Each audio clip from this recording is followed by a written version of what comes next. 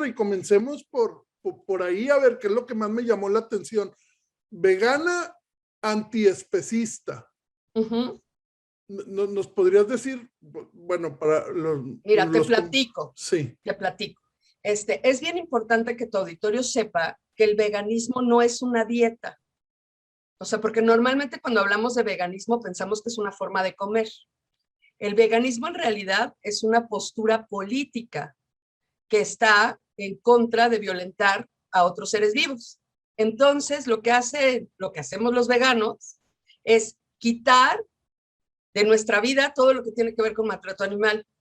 Entonces, no solamente no comemos animales, sino no usamos productos de piel, no nos divertimos con espectáculos donde se maltrata animales, no utilizamos productos donde se experimenta con animales, etc. Es decir, sacamos todo el maltrato animal de nuestra vida como una forma de expresar nuestro desacuerdo con que los demás animales sean maltratados. Eso, digamos, es la parte del veganismo.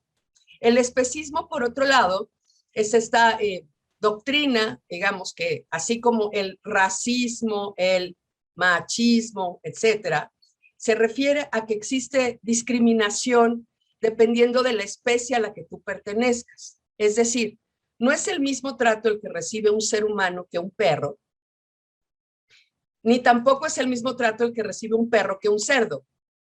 Okay. Los tres somos seres que sentimos, pero la única diferencia es la especie a la que pertenecemos.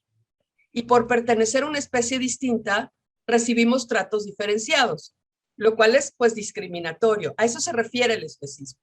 La postura antiespecista es que está en contra del especismo, digamos, pero además, digamos, a diferencia del veganismo, es una postura que se dedica a promover, digamos, ¿no? Que más personas se sumen a esta causa a favor de los derechos de los demás animales, digamos, incluyendo en el círculo de consideración moral a muchas más especies que perros y gatos, porque, pues, ¿por qué no?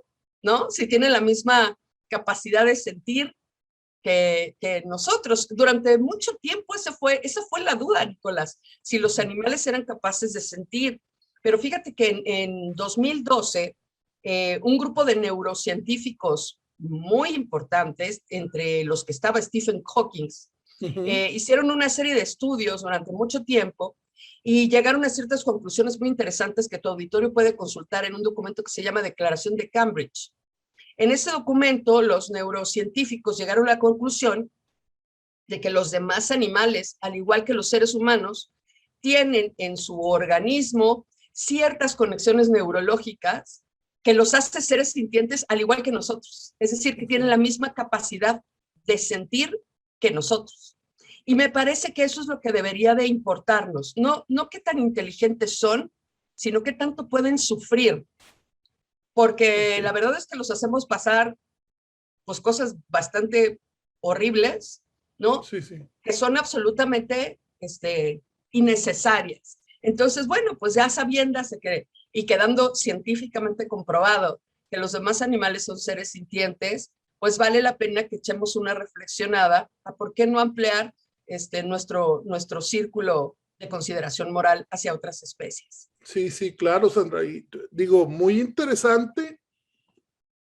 Digo, te digo, es la primera vez que yo conozco el término y bueno, me parece sensacional la manera en que nos lo estás explicando. ¿Qué están haciendo ahorita para que ese término o se le dé un trato? No sé si ponerlo igual, porque yo creo que nunca va a ser igual. Tal vez debería, pero es difícil pues educar a toda una sociedad que ya tiene años educándose de esta manera. Entiendo la intención, pero ¿cómo quieres lograr llegar a que el antiespecismo sea pues una realidad o ya forme parte dentro de nuestra sociedad? Fíjate, Nicolás, que lo que dices es bien interesante porque efectivamente todo parte de la educación. Hemos normalizado tantas conductas, ¿no? Que creemos que son así, normales, ¿no? Que así son.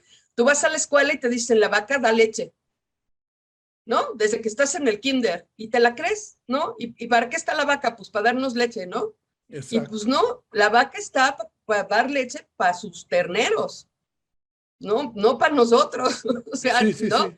No, la vaca no está para que nosotros la pongamos en cautiverio, le robemos a su ternero, le robemos la leche que era para su ternero, matemos a su ternero y luego la matemos a ella. O sea, eso no es normal, ¿no?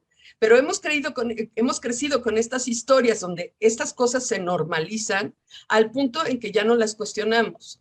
Y entonces es un reto enorme este proceso de explicarle a la gente las cosas que pasan donde no nos dejan ver, en aras de que vea que eso no es normal y que se cuestione un poco, bueno, si quiere seguir contribuyendo a que ese tipo de atrocidades sucedan, ¿no? Y es el reto que tienen muchas otras causas, por ejemplo, la causa de la violencia contra las mujeres, pues también tiene ese mismo reto de desnormalizar ciertas conductas que hasta cierto punto se han considerado, pues que están correctas, ¿no? Que están bien, que así son, y que no lo son tanto, y bueno, y que te hacen reflexionar un poco, ¿no? Hacia dónde ir. Y bueno, hay muchos canales de información ahora, mucho más que cuando yo empecé todo esto hace ya muchos años, ¿no? Donde la gente se puede informar qué es lo que sucede en estos sitios. Para darte un dato, que a mí yo cada vez que lo doy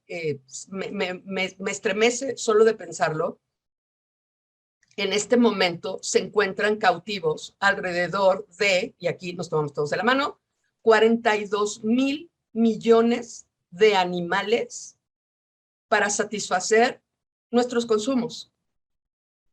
42,000 millones. O sea, imagínate tú, así, ¿no? La cantidad de animales de 42, o sea, ni Noé en su arca, ¿no? Así, 42,000 millones son muchísimos. Bueno, el tema es que la violencia que sufren todos esos animales, esos 42,000 millones, es una violencia legalizada.